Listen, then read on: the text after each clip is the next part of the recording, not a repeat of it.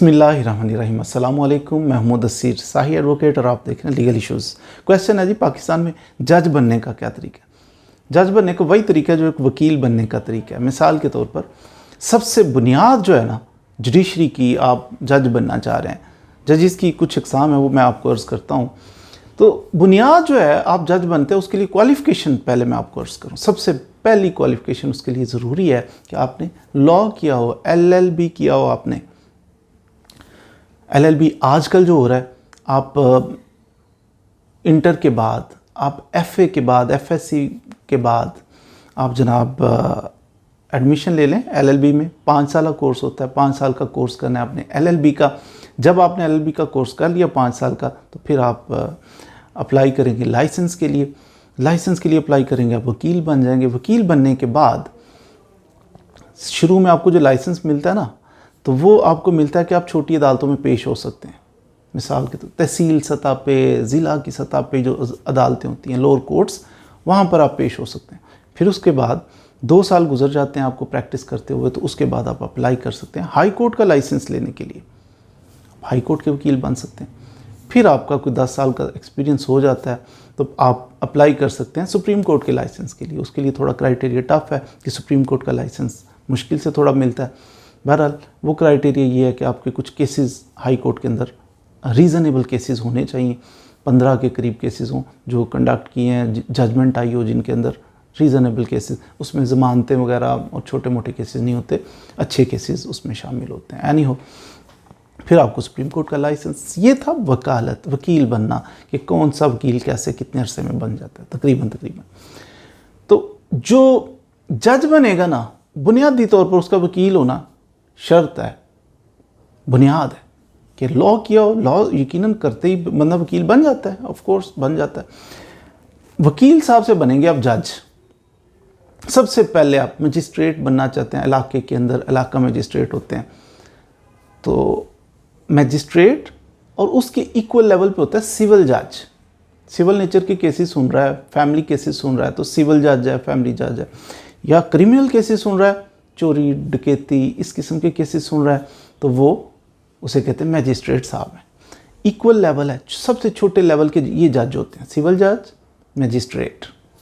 ये बनने के लिए ज़रूरी है कि 2 साल आपने वकालत कर ली। 2 साल वकालत करने के बाद आपके पास हाई कोर्ट का भी लाइसेंस आ जाता है, तो आप फिर जुडिशरी का एग्ज़ाम देंगे। सिविल जज का एग्ज़ाम होता है, आती रहती हैं सीटें, आती रहती हैं। तो वो एग्ज़ाम होता है, पहले आसान था, आजकल थोड़ा सा टफ हो गया। उसके अंदर भी तकरीबन वही निसाब होता है जो आपका LLB में पढ़ चुके होते हैं। तो बुनियाद क्या हुई फिर जज बनने की? वही LLB का निसाब, वही किताबें। बहरहाल जो आपने LLB में पढ़ी थी, आपको करिकुलम दे दिया जाता है, सिलेबस दे दिया जाता है कि ये सिलेबस है, इसके अंदर आपका टेस्ट होगा, एक छोटा सा टेस्ट। कोई ये नहीं है कि 10 पेपर होंगे, ऐसा नहीं। तो एक आध दिन में आप कंप्लीट कर लेते हो।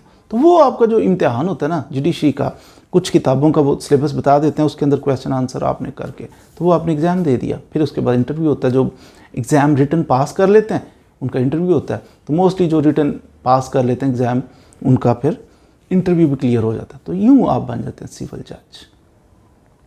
फिर इसी तरह बाद दफ़ा वैकेंसियाँ आती हैं एडिशनल सेशन जज की।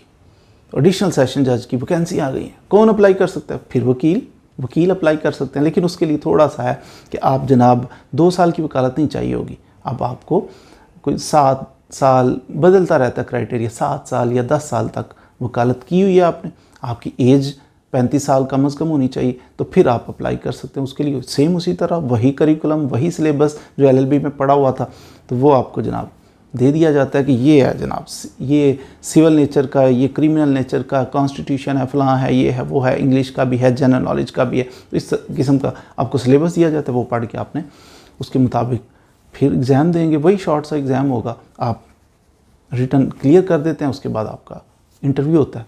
रिटन जिसका क्लियर हो जाए मोस्टली उनका इंटरव्यू भी क्लियर हो जाता है। तो ये एडिशनल सेशन जज। एडिशनल सेशन जजेस तरक्की करके सेशन जज भी बन जाते हैं। इससे ऊपर होता है हाई कोर्ट का जज। अब हाई कोर्ट का जज कैसे बनता है?